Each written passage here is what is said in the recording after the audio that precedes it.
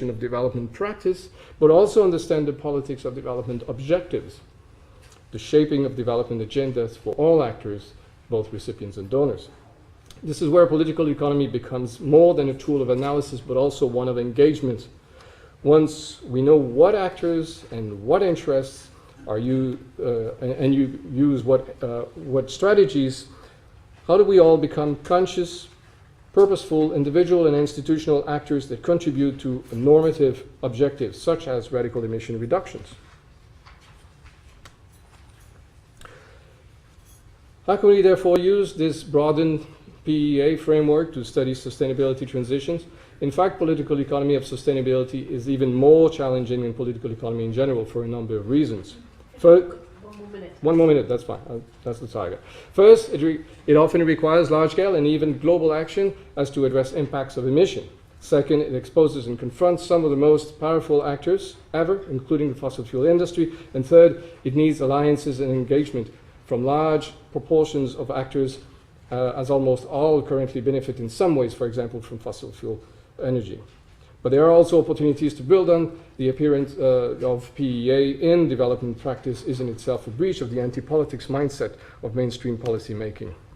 How can we now bring this further? First, we can bring the capacity of practitioners to acknowledge and study struggles within both societies and actors. Only this can take us beyond the proverbial limits of political will and bridge the so-called science policy translation gap.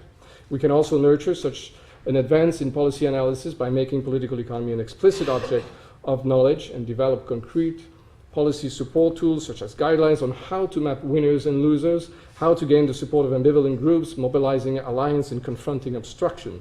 Political economy can also help work with those already willing to move ahead or very own coalition of the willing and connect to movements such as Power Shift or various post-growth initiatives informed by steady state and ecological economics, décroissance, voluntary simplicity, or the transition town movement, which all show how transition in both energy and material conceptions are viable, bringing them and us out of the closet and to full scale. You're going to have to stop. Yeah, can I just conclude? So, I conclude here. Filling this gap in our... You do conclude here. I do conclude here. Is that fine? Filling this gap in our knowledge of politics, political economies, and tools can greatly help equip... Seriously, we're going to have to pull you to an end now. But I can't? Okay. Well, I was just going to say... you're kind enough that if I had the microphone, I would be turning it off, but I don't, so I can't. All right. Seriously. I will. Okay, no problem. Thanks.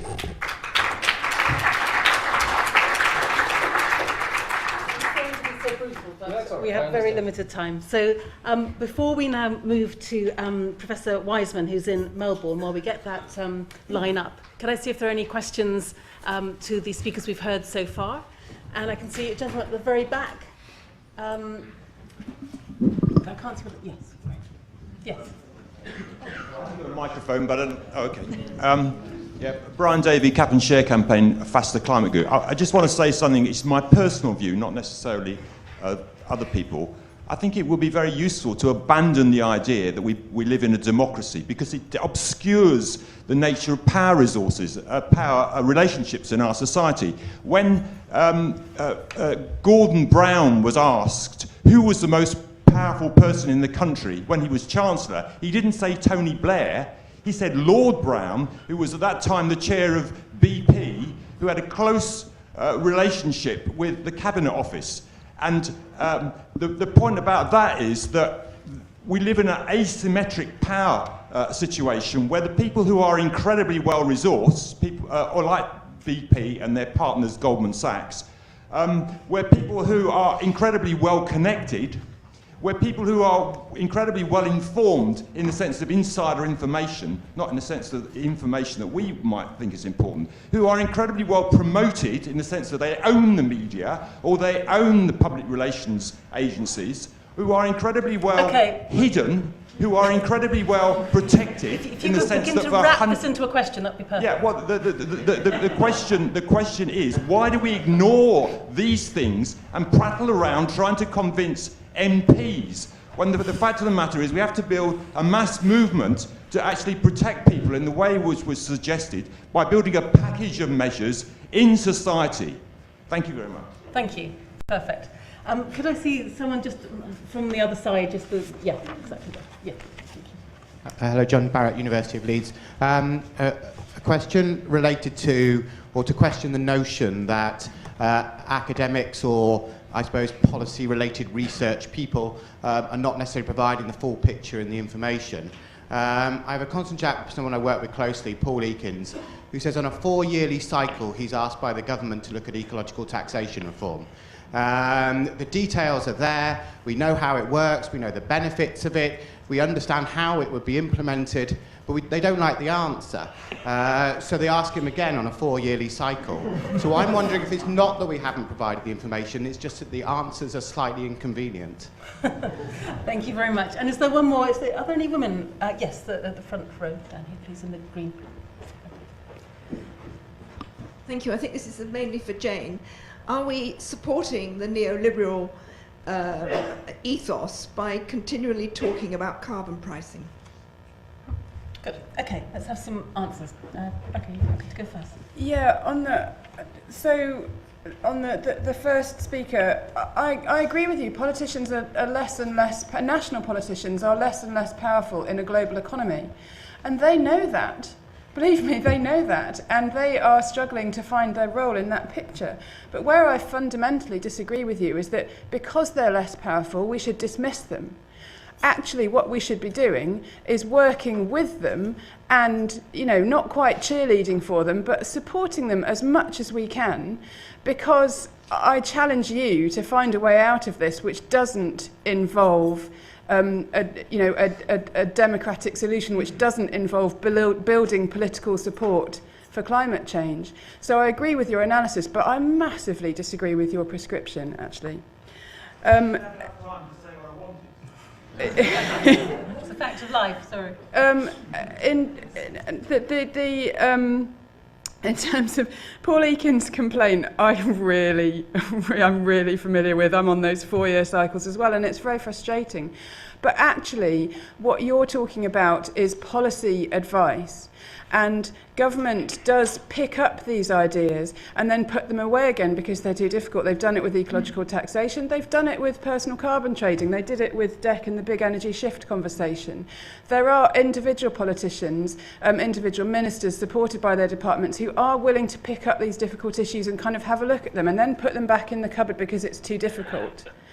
What would make them come out of the I'm obsessed with cupboards and wardrobes, aren't I? What would make them come out of the closet is actually to build the political support. So next time Paul Eakins is asked for that blueprint, I would want there to be enough politicians who understand the need for ecological tax reform, enough trade unions calling for it, enough pressure groups wanting that shift, enough of a popular support for some kind of change to our, crazy tax system, that actually Paul Eakins says that, and this time it breaks out of the 4-year cycle. So the problem isn't a policy one, it's a political one. Jane. I'm not sure that we can do away with representative democracy, but I think it does need revitalising. And I think one way to do that is through, in some ways, experts turning away, not necessarily Rebecca, but turning to face the public and to try to really think about strategies to inform the public. I don't think most people are well informed about climate change, but this means devising creative strategies. How do we get inside the media? One thing I was thinking yesterday was Kevin should go and become the next Brian Cox on Radio 4 and do a climate change radio show and invite everybody, but where it's humorous, yeah? Because he's got a natural humour about him. But we need diverse and creative strategies about how to. Yesterday, I think we heard how few messages the public get in the press, even The Guardian. I can't remember the exact figures, but there are very few per year. And they are drowned out by messages about consumerism, and this is why I came to the position, or about the state of the economy, the next awful thing the government is going to do with our public assets and services, which is why I think that's where the politicisation will come from. But I think we need to think of ways to revitalise our party system and our layering of democracy. Many institutions have become very authoritarian. Universities have become authoritarian. The spaces that used to exist for democratic debate within universities is being closed down as they've been turned into corporations. The social democracy is about the spaces, all the spaces in civil society that we live in being democratic, not just a narrow party system. Just a bit Brenda's point, isn't it? Yeah, I don't think I can comment on that with any. It's not something I've thought through, that side of things, but I think a lot of these issues around carbon trading and quantifying maybe costs of particular measures and so on, I think they are really valuable, but they need to be articulated to a new project. So how would this fit in with, you know, are we going to be able to go back to renationalised forms of public services, because we're losing our public services very rapidly? Or are we going to have to go to non-market, not-for-profit, mutual forms? How would some of these, I mean, I'm not linking with your issue, but I think many of these things that people have been thinking about in a lot of detail can be articulated into a bigger vision. Okay, John. Sorry, if I meant Francois, I'm so sorry. Yes. No, I would rather think the other. I mean, we have a fourth. We do? Okay, yeah. fine. In that case, I do mean John, and I don't know if you can hear me, Professor John Wiseman. John, I don't think you'll be able to hear Caroline, but can you hear me? I can hear you, yes. Yeah. Women's voices, what can you do? Okay, John, sorry we're a little bit behind schedule, but we'd like to bring you into the room now. You have the floor. Okay, all right. Good morning and good evening from Melbourne. I trust you can hear me. Physics and climate science, and yes, of course I understand the potentially catastrophic consequences of runaway climate change, but you have to understand, when I walk into the cabinet room or the boardroom on Monday morning, I have to deal with some very tough political and business realities. If I don't meet or change, I can, through the dark arts of persuasion and compromise. That, I think, is sometimes how the conversation goes. And the problem, of course, as we increasingly understand all too well, is that the physics of Earth system science and of climate change has no interest in or capacity for compromise of this kind. And so as the gap between the escalating risks of runaway climate change and the preparedness of senior decision makers to take decisive action grows ever wider, the following research question, which is the focus of this paper, also becomes more urgent. What are the key barriers preventing senior government and business decision makers, particularly those with a clear understanding of climate science trends and implications, from providing the leadership and taking the decisive action needed to drive emergency speed emission reductions? How can these barriers be overcome? And our first step in exploring this question has been to conduct a reasonably systematic survey of the peer-reviewed and grey literature on the factors affecting the attitudes and actions of senior political and business decision makers in relation to climate change and other relevant ecological challenges. And this review has explored a fair mix of disciplinary sources, including social and environmental psychology, environmental ethics, organisational and business studies, political sociology and public policy, cultural anthropology and gender studies, as well as the emerging fields of transition science and climate communications. And while this is still a work in progress, we thought it might be useful to share a few emerging themes and findings which I think are to some extent consistent with some of the points that have been made in the panel earlier today. Point one is probably familiar to many here, that effective communication of the most robust climate science evidence is an essential but not sufficient basis for decisive climate change action by senior decision makers. As is the case with the general public, it's increasingly clear that the primary factors influencing the views of senior decision makers about climate risks and priorities are their political worldviews and value frameworks, rather than solely the availability of relevant climate science knowledge and evidence. Two, at the individual level, individual and psychological factors limiting the preparedness of senior decision makers to take decisive action on climate change and emissions reduction include: one, an educational background strongly influenced by neoclassical economics and narrowly focused MBA-style curricula; political assumptions and affiliations informed by a high level of antagonism to egalitarian and ecological values and practice priorities; a professional identity with a strong emphasis on avoiding risks to career progress; a low level of engagement with the ethical issues posed by climate change trends and risks; a high level of faith in technical solutions to complex ecological challenges; and high levels of sensitivity to the views and opinions of influential peer groups and stakeholders. And in relation to this last point, an extensive body of social psychology and public policy research highlights the ways, highlights the ways in which policy and investment decision making is socially constructed.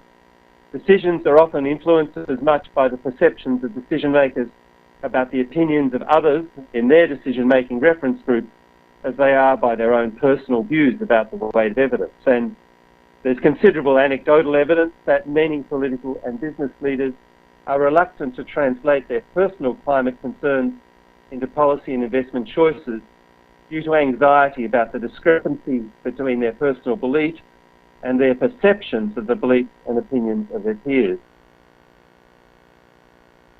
Organisational and institutional level factors, of course, include access to well-communicated, compelling analysis and narratives of climate change trends, impacts and risks. But probably more important are firstly organisational cultures and leadership and governance regimes which value and prioritise extremely short-term financial, electoral and political gains over the longer-term financial, reputational and ecological.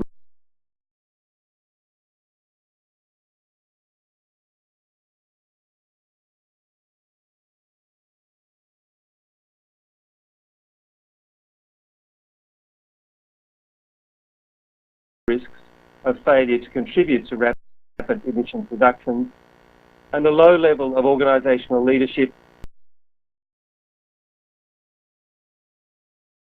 in valuing, rewarding and prioritising open and honest consideration of the ethical and risk management implications, again the overall state of public opinion and opinions among key opinion leaders in relation to climate change trends and impacts, but more broadly the strength and consistency of legislation, regulation and other policy signals driving rapid emissions reductions, including carbon pricing, fossil fuel subsidies, feed-in tariffs, and direct legislative action to cease the mining and export of fossil fuels, the extent and effectiveness of pressure from shareholders, customers, stakeholders, community and advocacy organisations, such as the rapidly expanding fossil fuel divestment movement,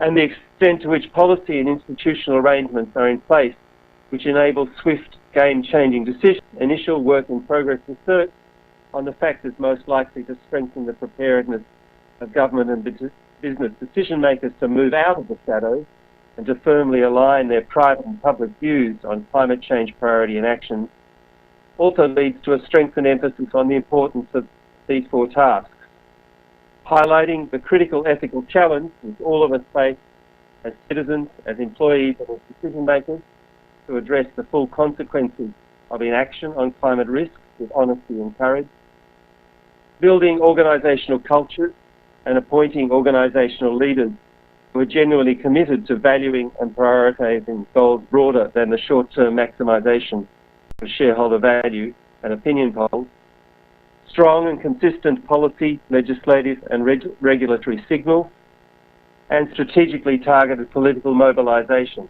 driving game-changing shifts in the preparedness of senior decision makers to take decisive action, particularly at moments of climatic and economic crisis. The alternative, of course, is that, as one person at least of some influence, IMF Managing Director Christine Lagarde has noted, we will face an increasing likelihood that in a future of climate change inaction, future generations will be roasted, toasted, fried and grilled. As mentioned, we'd be delighted to continue a conversation about these issues via email if the question and answer system gets a bit tricky. Thank you very much for the opportunity to contribute.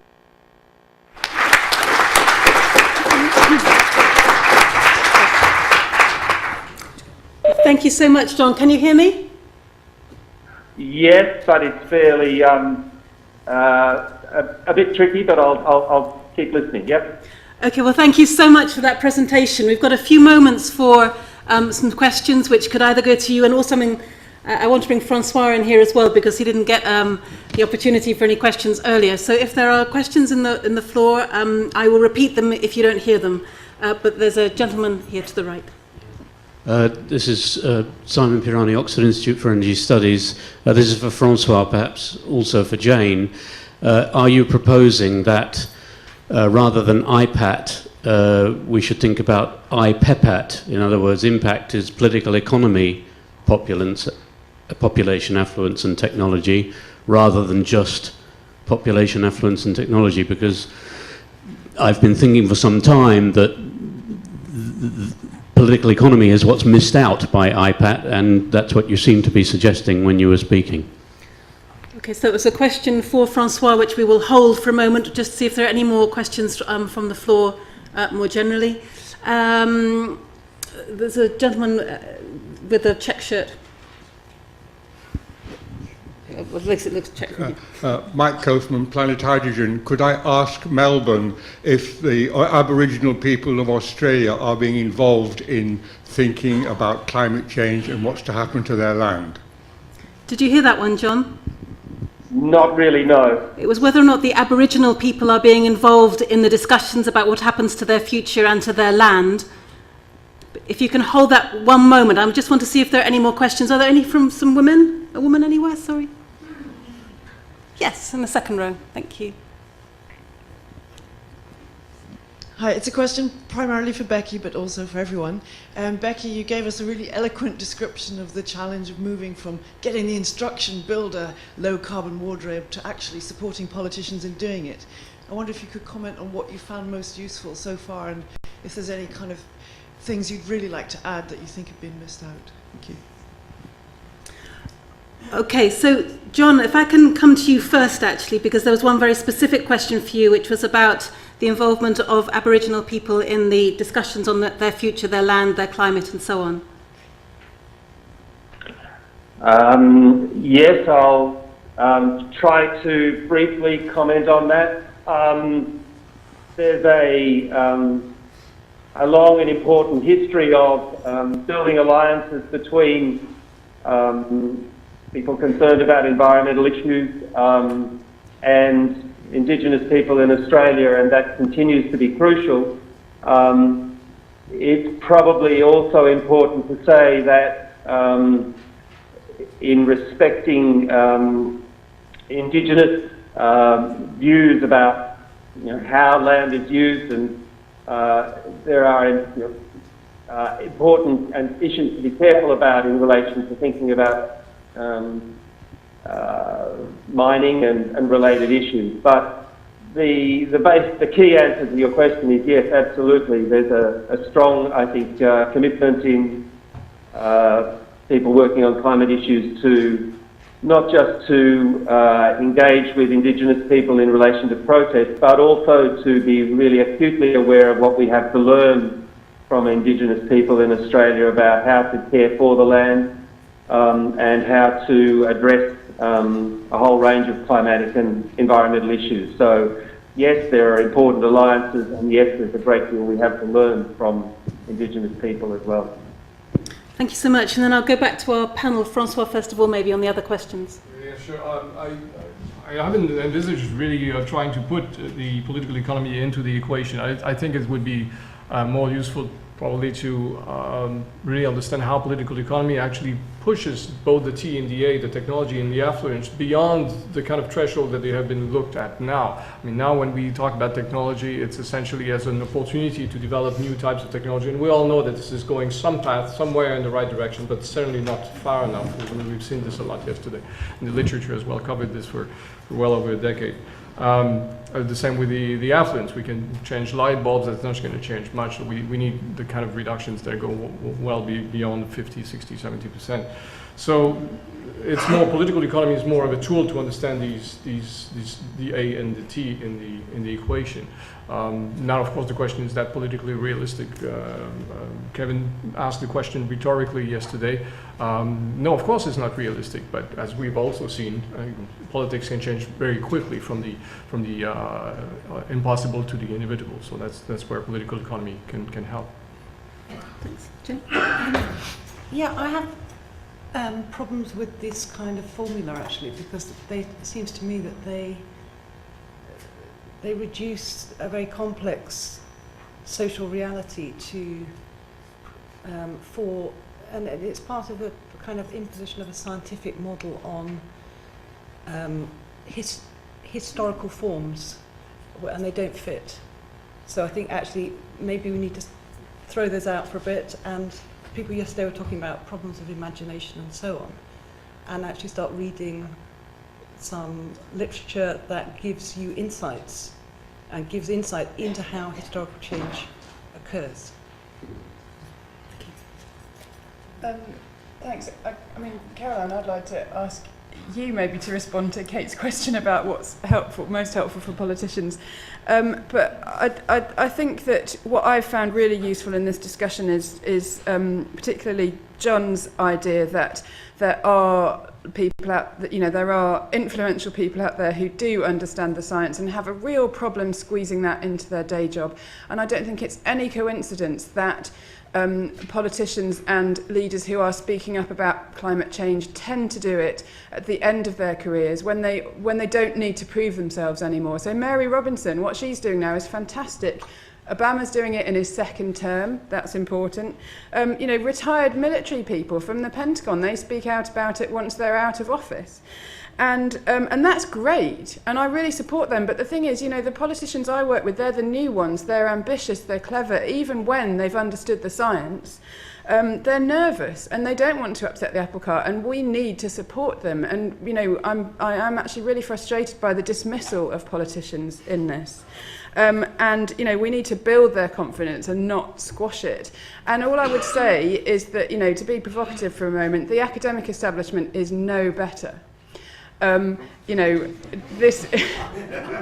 plenty of these strains in the academic world, and we can't be complacent about that. In fact, to really wind you up, let me say that all the work I've done with MPs has actually been funded by charitable trusts set up by very wealthy financiers who want to find a way to influence the climate debate. We're trying to get funding now for the next round for the 2015 election. I've been trying and failing to have conversations with all the research councils. Surely this is the perfect pathway to impact. They don't even have a way that we can have those conversations. So, I would say we need to look very closely at what we're doing before we criticise the politicians. But Caroline, I don't know. Wow. Just getting interesting now. Can I just make one very small point before Caroline comes in? Politicians need social movements to legitimise change. They won't act until there is a social movement. And Miliband said this when he was So what we can do for them is to create that social movement. Yeah, exactly. No, I do agree with that, but I'm also really mindful of time, and we did start a little bit late, but if I let it go any longer, I will be in big trouble.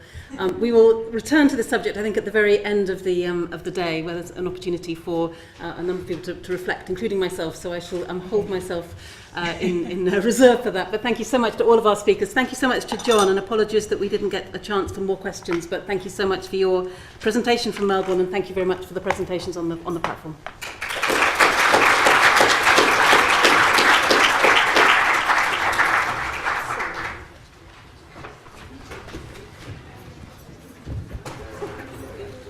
Pointer of any form that I can do screen with. Do you want to be able to click as well, or just I can click on that. You can click on that. So, well, I can as well, but it's a problem. Anyway, do the best.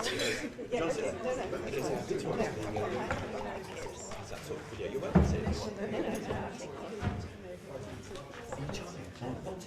I gave it to Bea. Have I got? Yeah, I've got it. Yes. Yes. Yes. John. John. Can you stand by the mark while we go to take the question? If you want.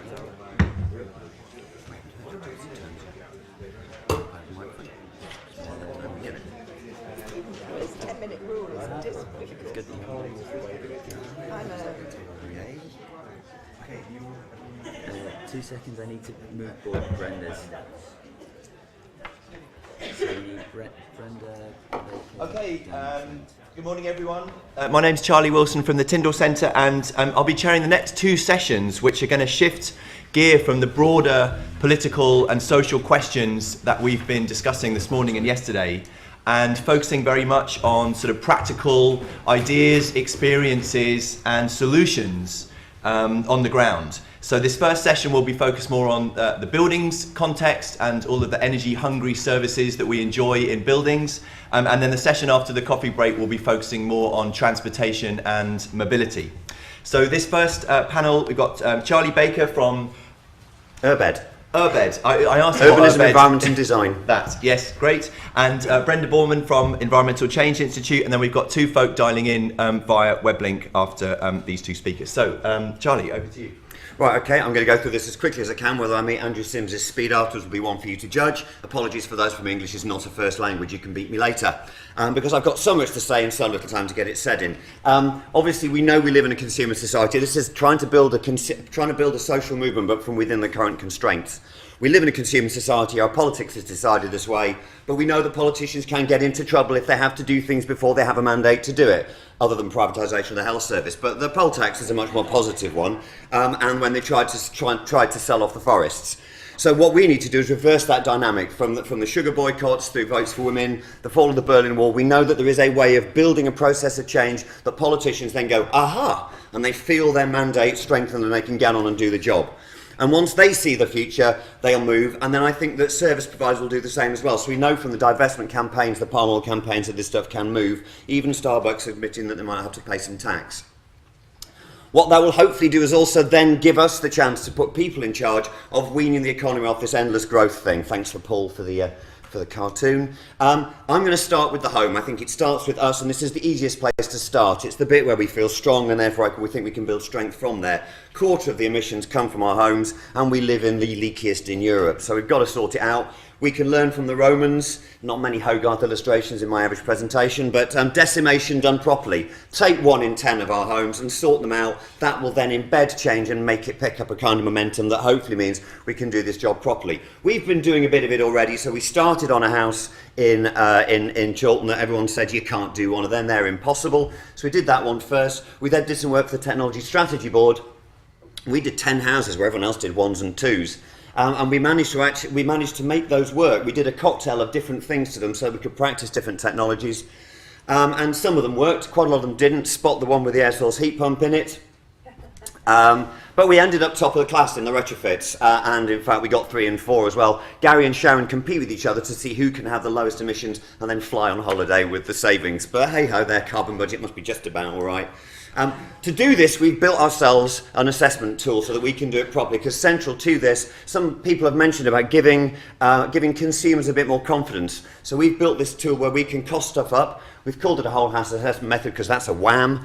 And the whole house action plan is obviously a WAP, and there's some Batman kind of cartoons in there somewhere.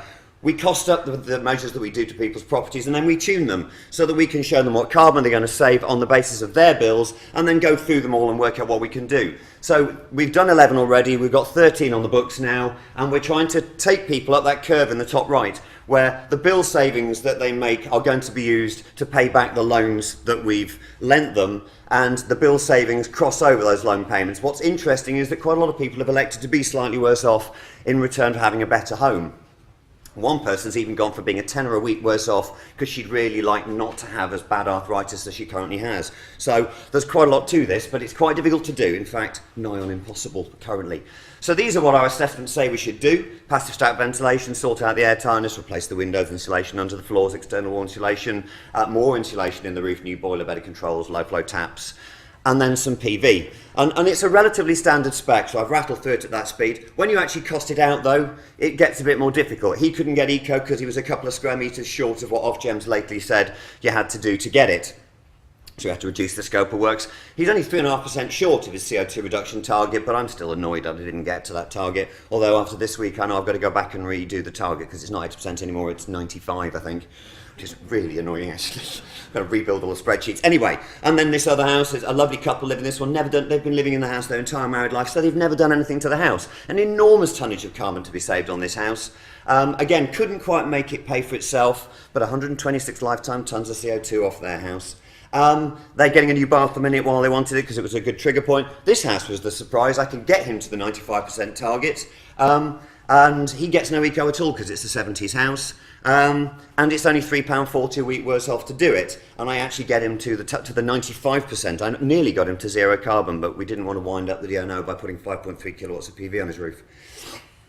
So just comparing them, that's what we've got as the average across the lot.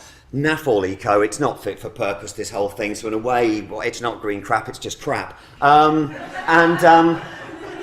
5.4 tonnes of CO2 we're getting off each property is the average, 16.7 kilograms CO2 per square metre per annum when we were aiming at 17. I realise now I've got to go home, do it again and get it down to about 9 or something, so wish me luck with that.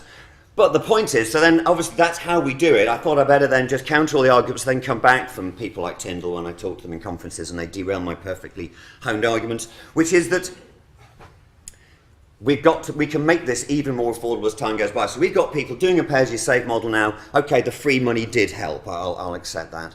But as those energy prices rise, it gets even easier to make retrofit work. So we're already on the point now where PV is just about at parity. I can still use it to subsidise the retrofits. There's still a profit margin left in it.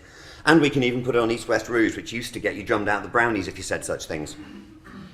And interestingly, actually, our energy is not the bit that's expensive. The bit that's expensive is we use so much of it. When you look at the cost of energy as part of our pockets, but when you look at us across the rest of Europe, so you don't need feed-in tariff in Holland, for example. You can put PVs on roofs and they will pay for themselves because their energy market is that much more expensive than ours. Obviously, we've got to get the costs down, and my model does rely on halving the cost of retrofit in the next 10 years. But there is plenty of precedent for that. Moore's Law's worked for PV. Whether it can work for retrofit, I accept there's a couple of technical issues in that. It may not work, but the hockey stick of PV demand and the plummeting cost of it does give me some hope. And I have actually talked to some industry specialists to justify those figures. I didn't just make them up. The other thing we have to do is do it at speed, as people have come across the whole of this thing and said, we don't have time to mess up. And actually in retrofit it's even worse because we're doing such high levels of insulation. There are some real prize balls ups we could make if we don't do this properly. So we've devised a system. We've got the whole house assessment in the orange strand. We've got the pattern book running along the bottom one, which I'll come back to. And then we've got a whole load of techie stuff so that we can actually get the results and create some rapid feedback loops. So even though we haven't even started on site, we're just letting the contract at the moment on the 13 houses, we are already receiving data that's feeding back into the second wave of houses that's coming by. So we want post-monitoring in every house we can do it, and we therefore need to do it cheaply. So we're talking to the hackers and the techies and the open source community who fuel themselves with pizza and beer for weekends writing code. It's brilliant. and making these tiny little modular sensors that are much, much cheaper than the several £1,000 things that universities like swanning around the place in those big special boxes. I've got one in my house at the moment. And then we want users to be able to talk to each other about their experiences and how it works, as well as the techies. The techies then go, oh, look at that algorithm there, ooh. And then they get excited about it. They write us an app to show us how we're going to make it work, and then we get to put it together into a system. This was a diagram we wrote for the Future City bid last year about once you get information moving in an open environment, you can really start to precipitate change at very high speed and look for the links between things, one of which I'll come up to in a minute.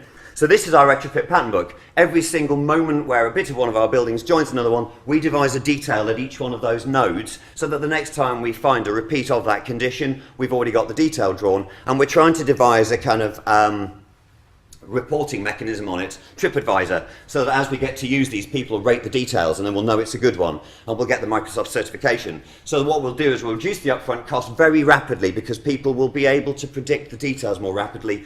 The supply chain will go, oh, you need one of those, do you? Tell you what, I'll knock one up for you. And so we then we know we've got small power. And this is the bit where I got derailed at one recently, so I put a bit more effort into this one. We can get 3.2 kilowatts onto every roof, but that's an awful lot of energy. Although once we put the appliances in, it is all of the small power in each house, so we can deal with that bit, but we've got to put it somewhere. We know we can fry the grid. If every house in the country had PV and then the sun came out, there'd be quite a lot of smoke, so we've got to put it somewhere. My premise is put it in the cars. 25,000 charge cycles before they get to 80% of their capacity is the current thinking from the Dutch research institutions on this. So we could actually convert 7% of the UK vehicle fleet to electric vehicles, plug them in, and they will deal with it. We do have to deal with the finances as well. I need £500 billion if anyone's got some lying around. What we're doing at the moment is we're subsidising the early retrofits with FIT. Eco would have been nice, but obviously George has decided something different. But as the prices rise in fuel, this gets even easier. But we do need to make sure the finance gets cheaper. 8% is immoral for somebody in fuel poverty. I'm sorry, it's ridiculous. Feeding some coke-fueled, wide-braced idiot in the city is not my idea of an equitable future. 1.5% is what the savers get, so somebody is taking an awful lot of Charlie in the middle. US bonds during the First World War, 3.5%. We can make it work at that, and the co-op movement's been doing this in community finance for years. And we know we need a cooperative vehicle to make this work because no one trusts the rest of them. Interestingly, they still trust local government. So we've set up the Carbon Co-op, a membership-based business that delivers what we called a while ago the Community Green Deal.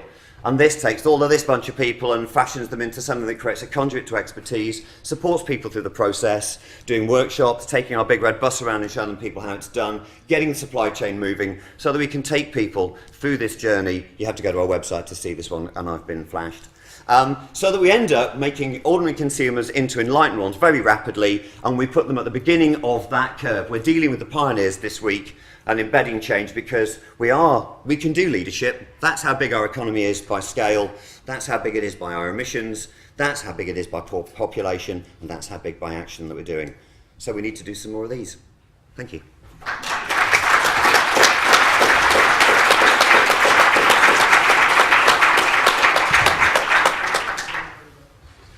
Only 30 seconds over. Great, thank you very much, Charlie. So, Brenda. Thank you very much. I'm going to be talking about low energy lights, just to make sure you know what I mean when I talk about low energy lights, and it's not CFLs. That is an LED, it's 5 watts, and it would replace a 50 watt halogen. It's light emitting diodes. They now come in the same shape as the old incandescents. That's 10 watts. It would nearly replace, it's not quite as bright as a 100 watt old incandescent bulb. And when I talk about integrated lights, forget the plug, it's this sort of thing. It's got all of its transformer built into it. That's the only bit that you see because that's where the ceiling is. And that will last you 20 to 30 to 40 years, depending on how much you use it. You never replace the light bulb. You throw the whole thing out when it goes off. So now you know what I mean when I talk about low energy lights. This is entirely about electricity. It's entirely about the UK.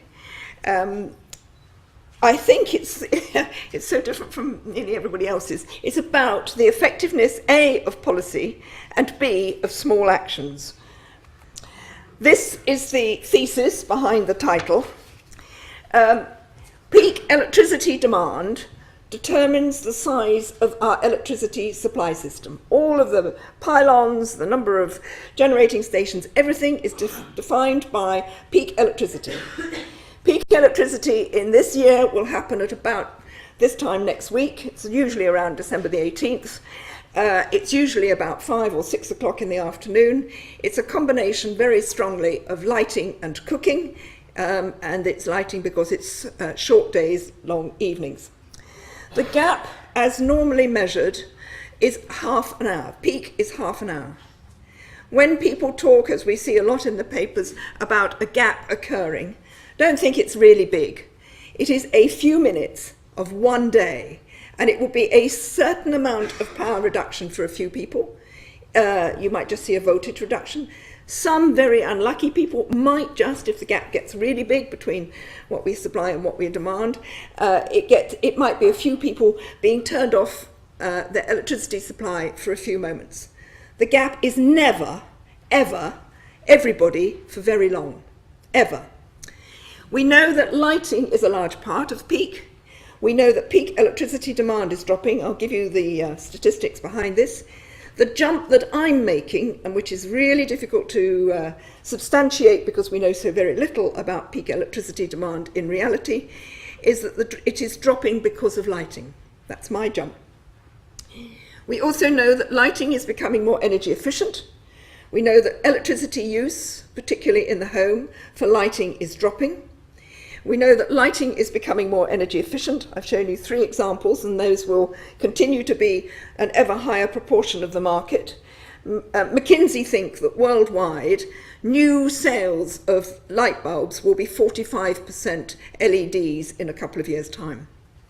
There are opportunities for the UK to enhance this policy.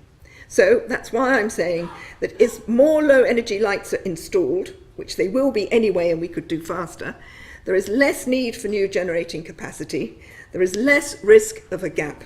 Hence, low energy lights will keep the lights on. This is very old data. It probably comes from the 1980s. But there's so very little written and shown. That's the total electricity demand in the whole sector, and for everybody using electricity. And 2/3 of that is going into buildings. And of that 2/3, about 1/3 goes into lighting, as I said. It's comprised of 3 different sectors: domestic, industrial, and commercial. And the peak occurs when there's still some people working in offices and the kids have come home from school, so there's still lighting in the home, etc. So it's this interaction at late afternoon. This is a made-up picture, thanks to a company called Sustainability First. But it shows you the total peak, the total demand in January, not in December, so it's not quite peak, it's 55, not 60. It's good guesswork. I don't think they've got it absolutely right. I think they've got cooking too small, and they think they've got heating too big. But the thing is, everybody agrees that lighting is a very large part of peak demand. It's us putting the lights on that causes those extra generating stations to be brought on stream. This is some figures taken from the Digest of UK Energy Statistics. I hope I took the right one. They don't fit at all with many of the comments you see in the media, but this is what the Digest says. Peak demand in 2007 was 61.5 gigawatts. And in terms of the total available capacity, it was 82%. By 2012, peak demand had dropped, and it was there was a bigger spare capacity. We're nowhere near gaps. We've got big cushions. How big a cushion we want is to be debated. What that shows is that in 5 years, we had a drop of 7%, about 1.4% per annum. This is total peak electricity use. I can't tell you how much of that is lighting. I'm fairly certain nobody else can either. This is what is happening at the household level. This is 4 different surveys, 4 different sources.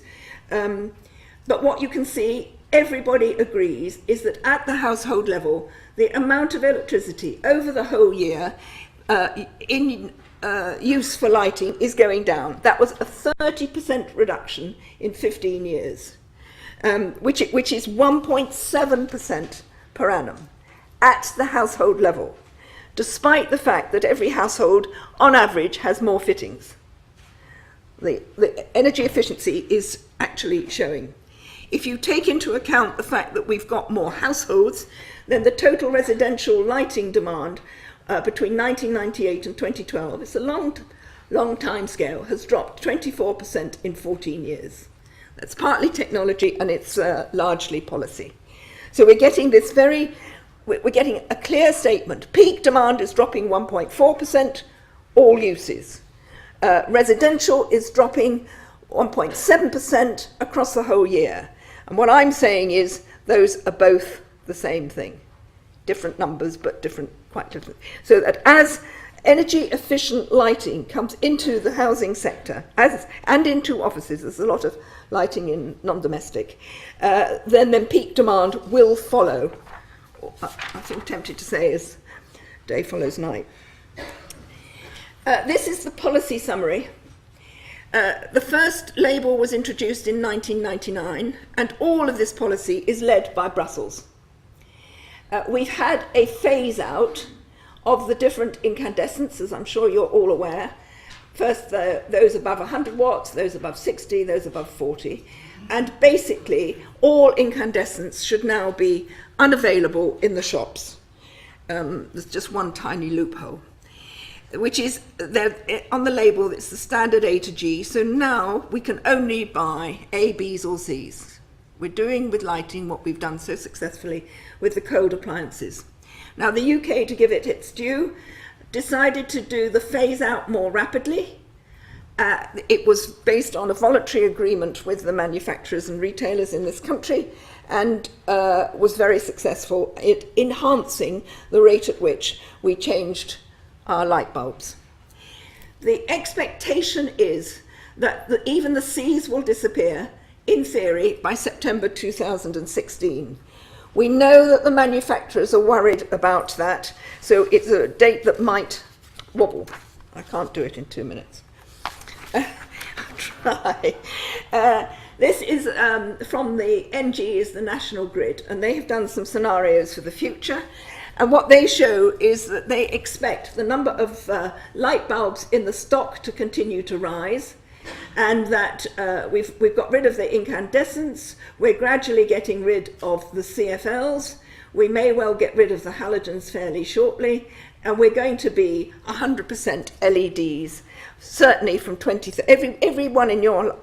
Every light fitting in your house, they think, is going to be, under this green scenario, LED by 2030. If you convert that into the electricity demands that would follow, they're not actually the same database. This was done separately and prior to the previous one by Daniel Curtis at the ECI. That is the total amount of gigawatt hours, the annual consumption going into just residential lighting. That drop is somewhere like, and it's really difficult to do, it's somewhere like 9 power stations.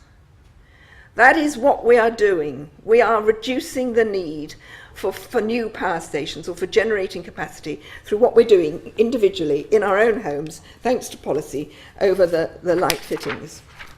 So what I have done here is introduce you to some possible new policy options.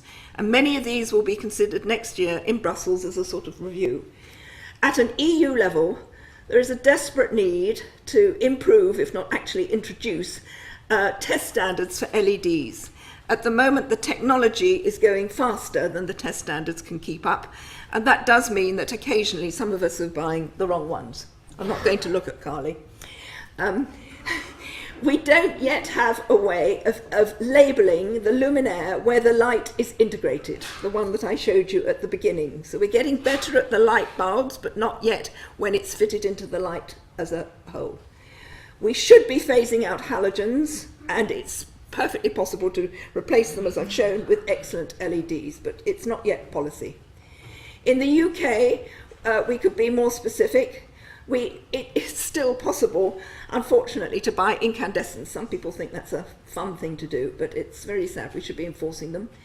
There are requirements in the building regulations, but they should be dedicated to LEDs. At the moment, you can still put in CFLs. For the non-domestic sector, where they already use tubes, fluorescent tubes, replacing those tubes, and you can get LED tubes now. There should be controls for occupancy and daylighting introduced, but that's difficult to do, especially with existing buildings. There is a way of a British standard to monitor actual electricity use, but it's not enforced or required. And very definitely we should be educating designers and electricians about the need for multiple circuits. So for instance, that stream of lights near the window should be on a separate switch, because you won't need them on as often as the rest because they're next to the windows. Thank you.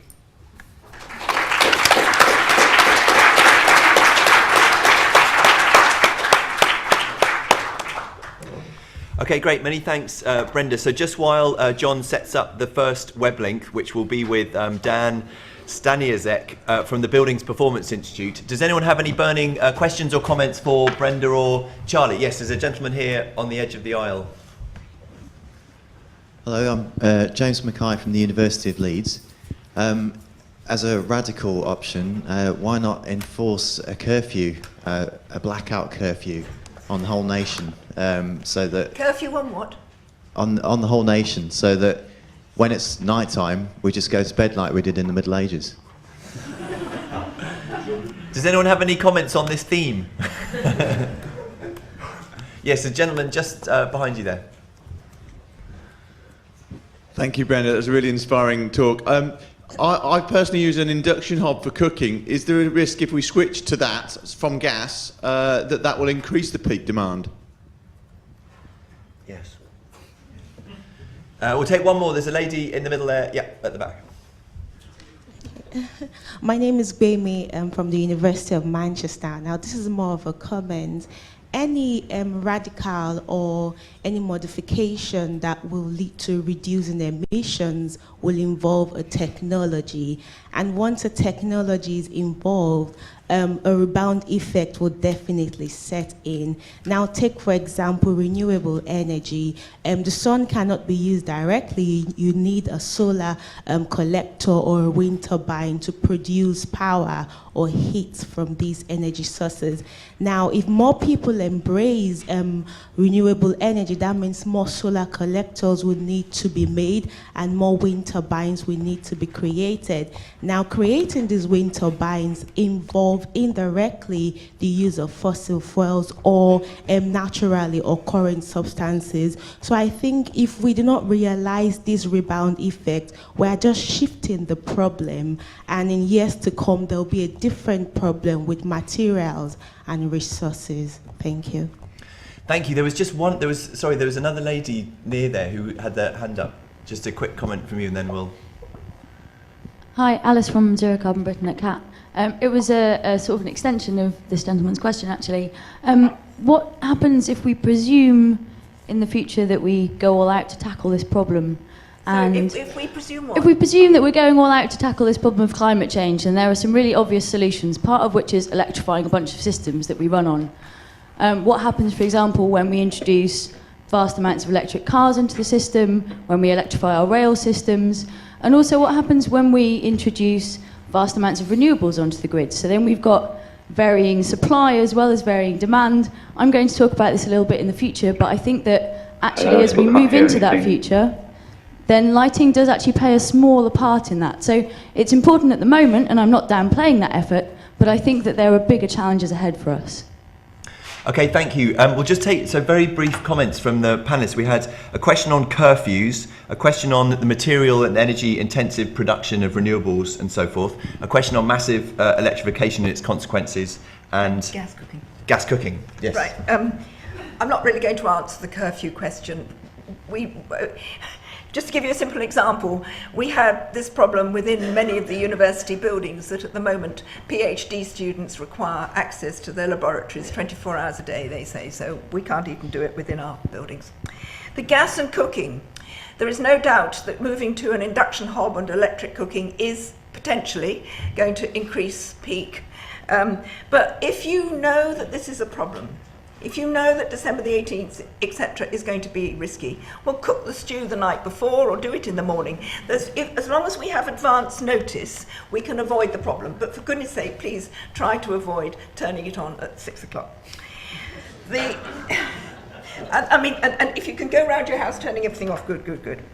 The rebound effect. I'm getting a bit sick of the rebound effect. A lot of my life is spent discussing the problem of fuel price rises and fuel poverty. Why don't the people who talk about the rebound effect recognise that the prices are going up? We need to have some rebound in order to pay for the price increases. I'll leave it at that for now. The embodied energy and wind turbines, by and large, as I've understood it, wind turbines repay the embodied energy in their manufacture within the year. The worst ones are PV, and that takes 3 years. If we're going to electrify a lot more of the system, the cars and the transport, yes, there will be some problems. The thing I really don't want to electrify is our heating systems. Why? If you've spent a lot of money insulating your property, and it needs to be insulated if you were going to put in a heat pump, for instance. If you're going to spend a lot of money insulating your property, why would you spend another huge dollop of money putting in an expensive electric heating system when you've got a perfectly good gas-fired system, or you can put in a wood stove or whatever? So I don't think we should electrify heating, but there are other things, and maybe Charlie will do with those. Oh, wasn't there a lot in there? Yes, the induction hob will put a spike in it, and the home energy monitors that we've been doing with OEN do show that those of us that have got induction hobs, there's a massive spike. But that's why I did put in my piece the bit about using consumer-controlled energy storage, so that if we are not going to the utilities and saying, we will give you billions to create an enormous, great big battery system, but actually going out to a bunch of consumers and saying, can we actually have a little bit of the power off yours? And if everyone down the street wants to boil a kettle during the cup final, they only actually need one electric car at the end of the street, and that will boil all of those kettles. So I would actually say, cook your meal on Christmas Day when you want to cook it, once we've got all of the renewables being generated, because there should be some consumer control buffering to be able to do it. And obviously completely agree with the bit about the embodied energy paying itself fairly quickly, although I am a little bit worried about some of the emission spikes you might get if I roll out 24 million households worth of PV. But hopefully we can make that work. That's to be the next piece of hacking of the calculator. I think that was it, actually. Other than that, I do have some issues about some of the figures around compact fluorescence to LEDs, but that's probably another debate. Yes, we'll leave that for you two to discuss over coffee, and we will shift to Dan from the Buildings Performance Institute. Dan, can you hear me now? Yes. Excellent. Okay. Sorry for the delay there, but you have the floor now, so please speak away. Thank you very much. Greetings from sunny Brussels, and I'm speaking to you from the Buildings Performance Institute Europe. My name is Dan Staniaszek, and we're talking about some radical policies to decarbonise the European building sector. We did some slide up. 2 years ago, we did some modelling of European buildings and looked at how we could actually achieve the 90% carbon reductions that were mentioned in the low carbon roadmap for Europe, the 2050 low carbon roadmap. And this briefly shows some of the main results. The baseline figures show that if we continue at current rates of renovation and current rates of decarbonisation of the energy supply system, we wouldn't really get very far. However, if a combination of much more ambitious renovation approaches and coupled with faster decarbonisation of the energy supply system, we could indeed hit that 90% reduction. However, it does require rather ambitious approaches, and the results published in our report, European Buildings Under a Microscope, which is available on our website. The assumptions, we looked at various renovation rates, and these illustrate the transfer from where we are currently, which is mainly doing shallow renovations or renovations saving maybe 15-25% energy.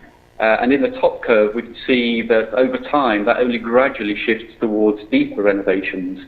And under that scenario, the average energy saving over that period will be 34% in terms of energy.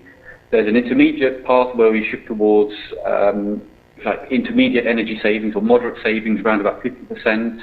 And then the bottom path shows a very much more dramatic shift within 10 years or so towards most renovations being deep. And by deep, we mean saving over 60% energy. And when you average that across the whole period, we're getting 68% energy saving. At the same time as it shifting from shallow to deep renovation, we need to increase the rate of renovation. So those are two main parameters. And the baseline rate is roughly 1% across Europe. We need to get that to certainly north of 2%, anything 2.5–3% as a target. And that would get us to actually renovating all buildings by 2050. So what is the status quo? Well, as I've already indicated, mainly shallow renovations at about 1% per annum. And of course, if we continue at that rate, we'll only renovate, say, 30% of the, or 30–40% of the remaining building stock. Of course, in the UK, there is a lot of discussion now around price of energy and the like. But apart from the very important and significant and tragic issue of the many people in fuel poverty, most people and businesses are not sufficiently motivated by so-called high energy prices to take action. And so we can't really use that lever. And also we've seen that legislation at European and at national level has still yet to deliver the full range of benefits. Okay, we have had the Energy Efficiency Directive introduced in the last year, and from next year that will require each member state to develop renovation strategies, but so far we're not seeing those as being truly ambitious. So something radical needs to happen to change that. One thing that people do mention but is overlooked is the societal benefits. Now we tend to value energy investments or energy saving investments based on their cost saving, but when we look at the total range of the benefits, there's so much more, and various studies, and I won't go through them now, but they've quantified, for example, on the health side, the value of the health benefits to be at least equal to the energy cost savings. When you add all of those benefits up, the true societal savings could be 3 or 5 times as much as the energy cost savings. And I think that provides a justification and a stimulus and a reason why we should invest as a society and not just rely on individual building owners to identify a cost-effective return. So just looking at the building sector, and it is very heterogeneous, as we know. On the left-hand side of this circle, we've got the private sector, and then on the upper half, we've got residential. So top left quartile is the owner-occupied and private rented residential sector, whereas bottom right, we're talking about central government and other public sector, and there are all the other sectors. And so I think we do need to look at it in a segmented way. And we did this segmentation analysis at the European level, and of course it varies by country, but most building stock, roughly 3/4 is actually in the residential sector, and only 1/4 is in non-residential. That residential then splits down as mostly single-family houses, roughly 2/3, and 1/3 apartment blocks. And then on the right-hand side, you can see the split of the non-residential stock. So, and each of these requires a different approach. When we look at tenure, the dominant style is owner-occupation in terms of residential, and in fact it is mirrored into the non-residential as well. For example, in the UK, approaching 70% of buildings are owner-occupied, but there are important sectors of private rented and public rented in all member states. So if we actually shift that circle a little bit, we see, roughly speaking, the owner-occupied is the largest sector, and each of those others are roughly in proportion to their size. So, as I said, we need to go on a segmented approach. A quick word firstly on new build, before then shifting over to the existing stock. So, new build, we already have, of course, a trajectory towards nearly zero energy buildings. I must say the progress so far and the reports that member states have done have perhaps not been as ambitious as we might have hoped for, but I still think there's work to be done in that area and something to lift the ambition levels to some of the most ambitious. France, for example, has already announced its intention to go towards positive energy buildings by 2050.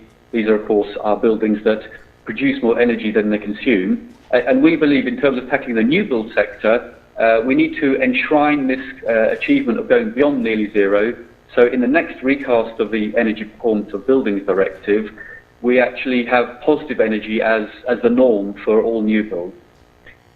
So shifting towards the existing building stock, the biggest and most challenging area is the owner-occupied sector. Of course, we know the Englishman's home is his castle, which kind of says, don't mess with don't force me to do things. So I think the idea of imposing mandatory renovation, which is being discussed quite extensively. There was a presentation and a big event in France on that very point very recently. I think mandatory renovation is something that can be and needs to be explored in certain areas, and one can look at certainly trigger points, like when we're moving, selling a home, and we can use things like stamp duty and other tools there. But in terms of the mass market of people who are not moving home, who are in their home, people like my parents who've been in the same house 50 years, we need to get ways of stimulating this action. So basically what we're proposing here is a progressive and aggressive bonus malus, which basically says if your property is below a certain threshold in terms of its energy performance, you pay an annual penalty in terms of, say, the council tax, or if it's a business property, it could be business rates. And this illustrated here. So, and these are purely illustrative, I would just say, but the concept is one I think that is really interesting. So if the average property is, let's say, a D now, so that's cost neutral. But if you're worse than a D, for example, if you're a G-rated property, you'd be paying in 2015 a £200 premium extra council tax, whereas if you're an A-rated property, you'd get a £200 rebate.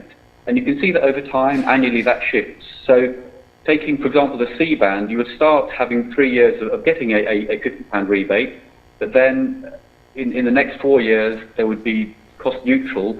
But if you did nothing to that property and you remained a C in 2022, you would start paying this penalty. And you can see that that shifts over time. And I've just illustrated the next 10 years. But also the other thing is about the aggressive nature here is where that cost increases year on year. So it starts off quite modestly and we're sending those signals. But the important thing is we know that in 5-10 years' time we'll be paying not £200 but £500, even £1,000. Okay, we're talking quite large sums here, but sums that are actually going to be stimulating effort. I'll move swiftly on, as I'm conscious of time. And this study has been looked at in some detail in Germany under this paper here, A Strategy for Efficient Renovation of Germany's Building Stock. And they did some cost analysis, much more detailed than I've been able to do here. Very, very swiftly then, next sector is the private rented. We already have in place this proposal to ban F and G properties, but I, and I'm sure many others, think this is not very ambitious. We should be looking at a more ambitious target of a minimum D from 2018, but also in this progressive nature of the policy, we should be signalling already now that in 5 years' time that'll go up to a C, and in a further 5 years it'll be a B. So again, if someone is investing in a renovation, they don't just go for a minimum D. They know that if they're going to keep that property, they need to be achieving C and eventually B standards within 10 years. Public housing, we've had the decent home schemes in the past, now we need the decent green homes. So a 10-year programme to fuel poverty-proof all social housing, bring them up to the nearly zero energy standard. It just needs doing. And then final sector is the government public sector. In the Energy Efficiency Directive from the 1st of January, we know that central government has this obligation to renovate 3% of their building stock. That needs to be extended to all public buildings, health sector, defence, education, everything. For those buildings that are not owned by government, we need to, and where they're leased, we need governments to commit to only leasing the top. We can debate whether it's quartile or quintile of the market. And that again will drive a real signal to, as the largest landlord, governments will really send a signal to the market to drive that market. Those are the, if you like, the headline policies. I'm just wrapping up. So there are many other supporting things, which of course I don't have time to go into now. We have developed this guide about renovating strategies. There's lots and lots of policies. Obviously no time to go into, but very happy to take questions and challenges as to whether you agree with these headline policies. So thank you very much.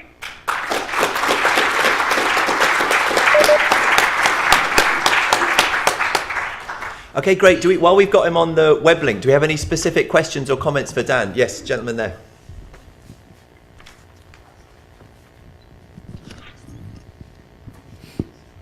Yes, and please, John's going to relay it over the mic, so please keep it brief. Okay, so just two very quick questions then. One is the choice of policy options. So with the graduated council tax rebate and the incentive through that, surely the worst performing households are occupied predominantly in the private rented sector, I think. So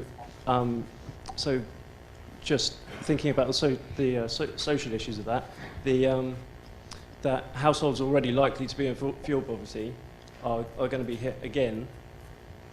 So choosing that policy over a one where you raise the minimum standard so you can't rent a house out below a minimum performance. Surely that would be preferable. And then the second point was Can I just ask that? Is that it? I'm just going to ask this first question. Yeah. Yeah. To enable it to get to Dan. Can you hear me okay, Dan? I can, yes, thank you. So we've just had a question about the regressive effects of the graduated council tax proposals, given that a large proportion of households in fuel poverty are in the private rented sector.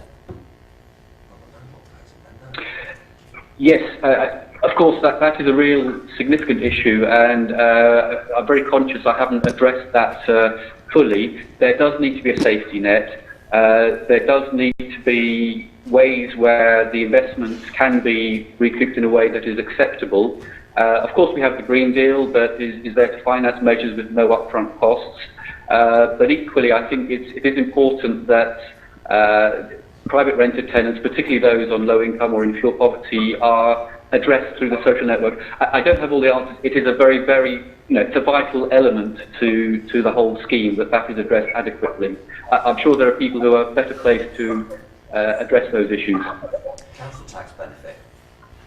Most of those people in fuel poverty will get council tax benefits, so they will be buffered from those effects. Or you could have a landlord registration scheme, proper one, that you therefore are able to pass on the extra cost from them renting out substandard properties, but the government's already on that one. So I think his idea is cool. Okay, your idea is cool. Dan, you've just had support from the panel on the basis that many of those people will be receiving council tax rebates. Great. And, yes, and I'm very sorry, but in the interest of time, we're going to have to move on. So thank you once again. I'm sorry, Charlie, I can't hear you. Thank you, Dan. I'm afraid we're going to have to move on in the interest of time. Okay. Great. Thank you very much. Bye-bye.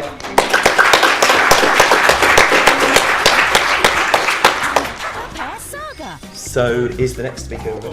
So hopefully, Trent, you should be able to hear me now.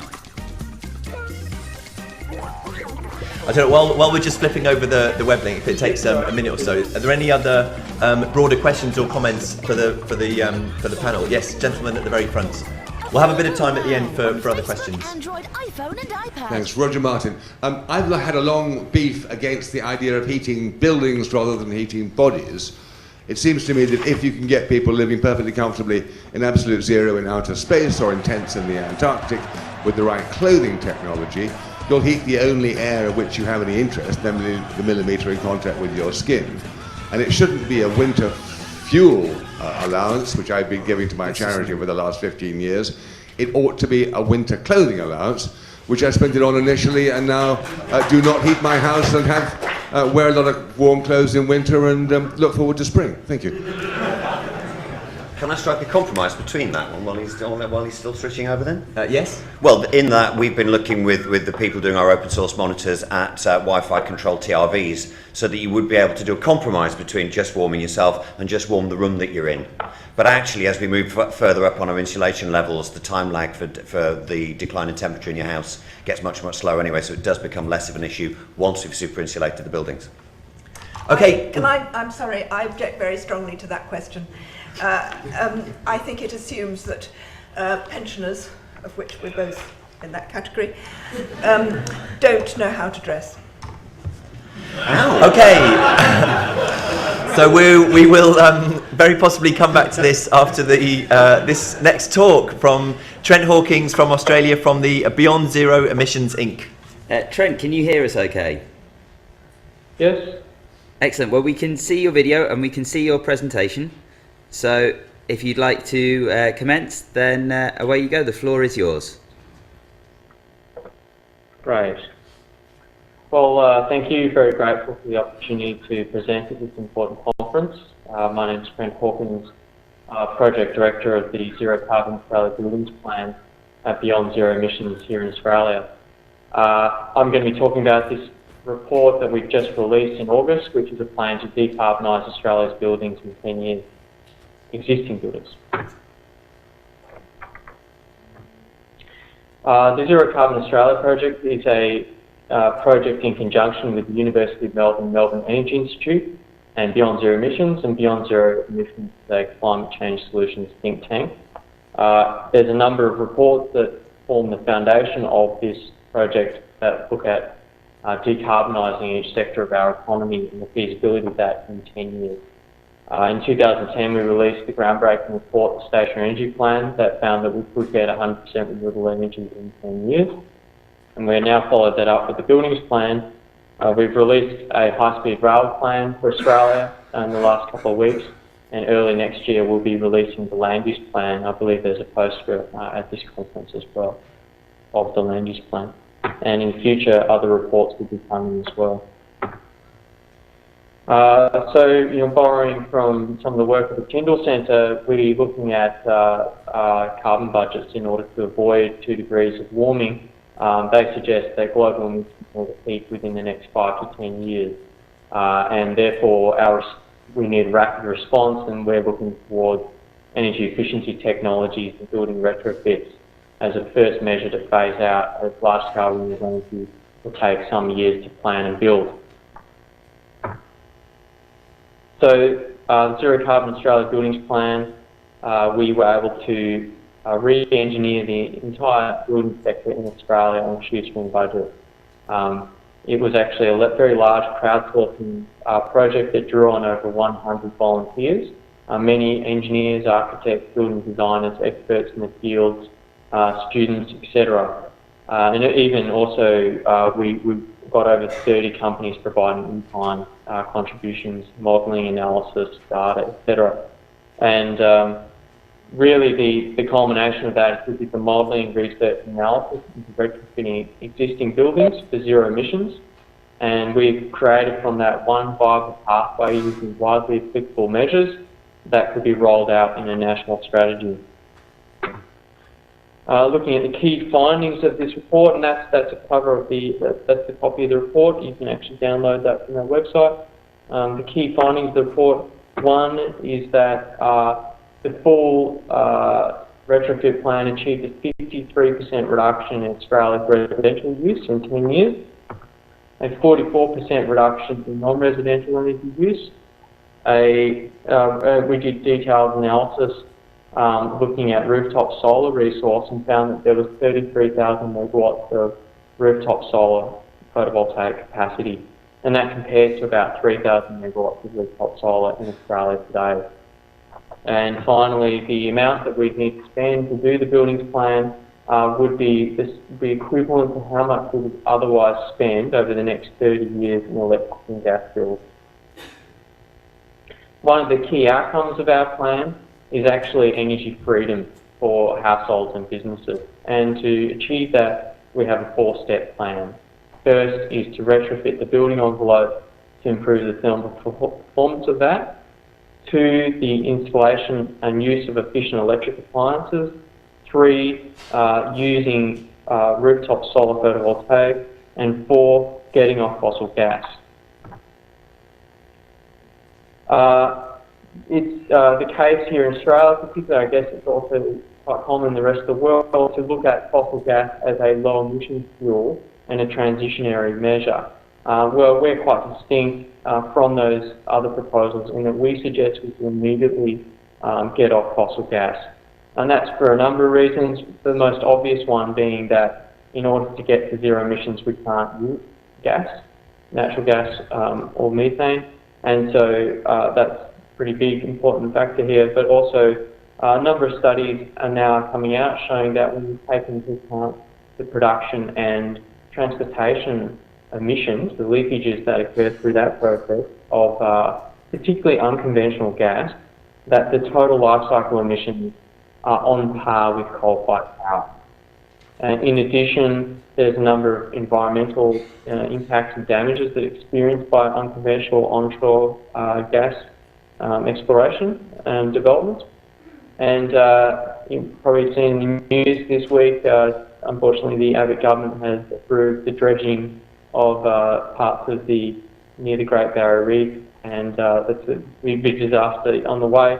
But we have next year an LNG export industry opening up, and that will see our domestic gas prices linked to the international market. So prices, the wholesale price could potentially treble in the next 10 years. Another really important factor in our analysis is assuming that 100% renewable energy is a viable future. And obviously that was undertaken through our own analysis, but it's been backed up now by the Australian Energy Market Operator, which operates 90% of Australia's energy demand. They were commissioned to do a study into 100% renewables, and they found that it would be viable to get 100% renewables by 2030. And importantly, the cost analysis found that the wholesale price impact of doing that would be no greater than business as usual. So we definitely think that it's a future that the building industry should be planning for and helping to achieve. Okay, so here we wanted to look at some of the measures that we proposed. This is in a case of a home. We have five other case studies that we've presented in the buildings plan, but for illustration purposes, these are the key measures here. One, looking at lighting. We think LED lighting is a revolutionary technology. It's already more efficient than every other lighting technology on the market today, and it's likely to improve further in the next 5 to 10 years. So we propose to replace all existing lighting types with LED. 2, building fabric upgrades, going the whole hog on insulation, maximum feasible level in roof, wall and floor insulation. We also really want to drive a double glazing industry in Australia. It's a very small proportion of the market, and so we're looking to replace all existing single glazed windows with double glazing. And draft proofing measures and improved shading as well. For space conditioning, Australia has very large energy use in fossil gas for heating, space heating, particularly in homes. Our proposal is to replace gas heaters with reverse cycle air conditioners, which we think are actually very efficient heaters because they rely on a refrigeration cycle that extracts ambient heat energy from the outside air and pumps it indoors, which makes it substantially more efficient than other technologies. For domestic hot water, we've done analysis and we think the best technology is heat pump hot water systems, which are really just air conditioners which heat the water instead of air. And cooking, replacing gas cooktops with electric induction cooktops. That's because they have the same responsiveness and performance of gas, but with half the energy use.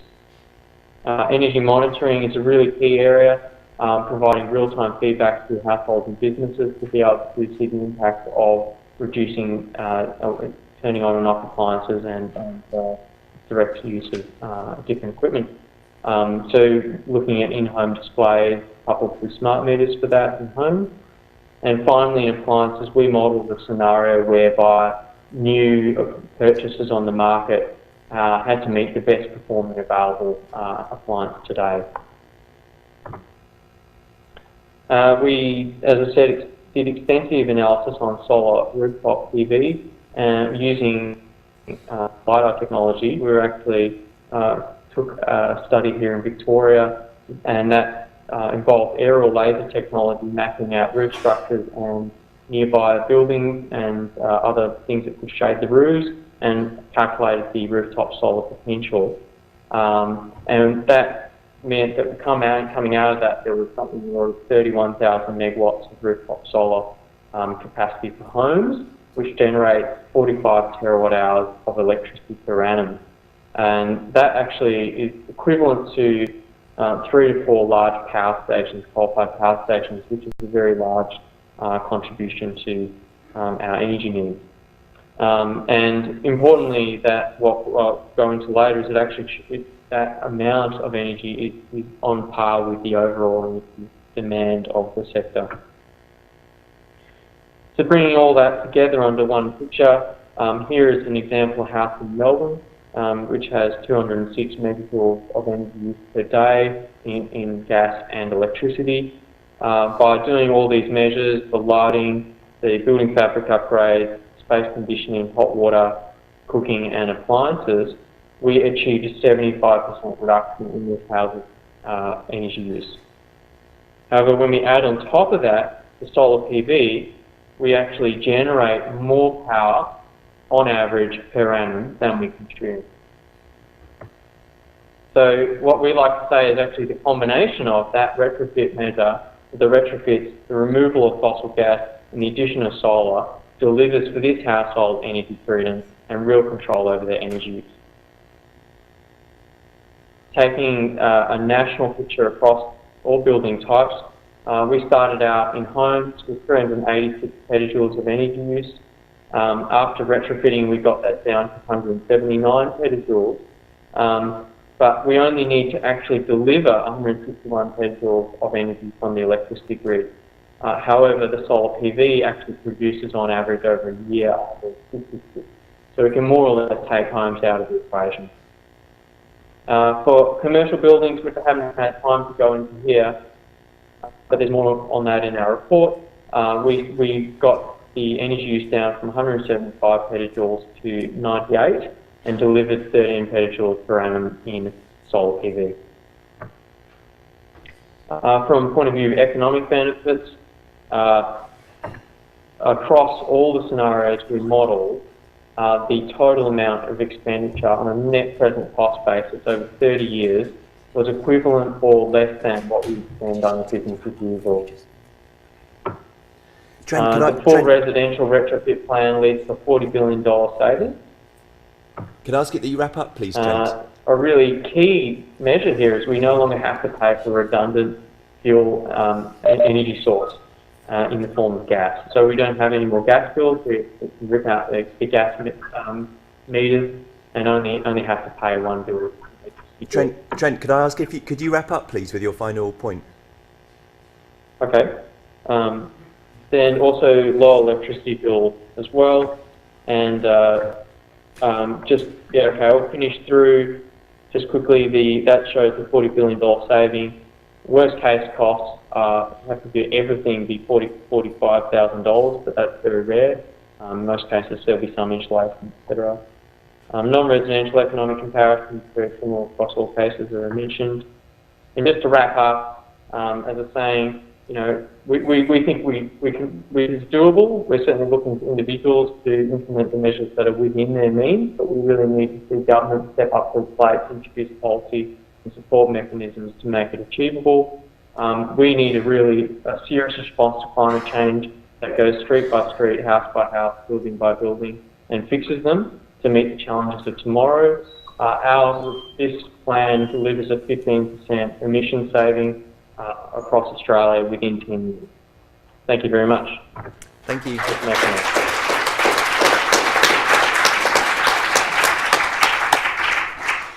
So Trent, if you just hang on, we'll just see if there are any short comments or questions for you on your talk. There's one gentleman right at the back and then a gentleman just in front of him.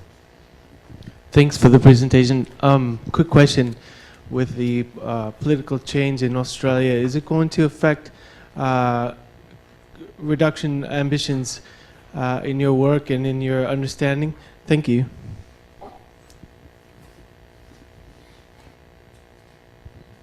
Gavin Killip, University of Oxford. Trent, could you comment on the often observed design performance gap in building retrofits? And also, do you think Australia has the skills and knowledge in its workforce to do this in 10 years? Okay, Trent, can you hear me? Yep. So we have two questions for you from the floor. The first one was whether the political change in Australia at the moment will affect your work and your plans. And the second one was, could you comment on the gap between design and performance of energy retrofit technologies, and whether the workforce in Australia is appropriately skilled and trained to address this? Okay. I think that there's certainly a change in politics, and there is we've seen moves to say that we shouldn't be really spending money on climate change policies and support. I don't really think it's significantly changed much. I think that, the federal government's been talking about direct action versus carbon pricing. Maybe there's space within that to be presenting some of our measures, such as the introduction of an insulation program, phasing out inefficient light bulbs, etc. On top of that, I think is also the reality that the carbon price measures that the previous government had would lead to a 5% emissions reduction, which is nowhere near in the scale that we need to actually address the challenge. We're talking about 10% emissions reduction required per annum to actually avoid 2 degrees warming. So, that's sort of where we come from, and I think our approach is more about broad-scale awareness raising and putting pressure on decision makers from below. The other question about is the workforce up to it? We weren't really able to do the detailed analysis on the capability. However, I think my memory is that to implement the buildings plan would require about 70,000 jobs per annum, which is not a huge impost on the existing workforce, which we're talking about mostly semi-skilled tradesperson jobs. I think it's quite doable. An example is that currently we insulate 100,000 homes per annum. Under the home insulation program a couple of years ago, there were 1 million homes that were insulated in 1 year, so we could ramp up the sector 10 times. Those sorts of increases in scale are quite possible in Melbourne. Okay, thank you very much, Trent, indeed. No problem, thank you.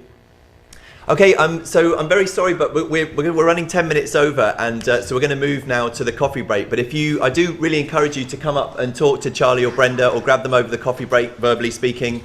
And please be back in 20 minutes for the next 2 sessions. Lunch isn't till quite late, so if you're a hungry person, eat lots of buns. And can you join me in thanking our presenters?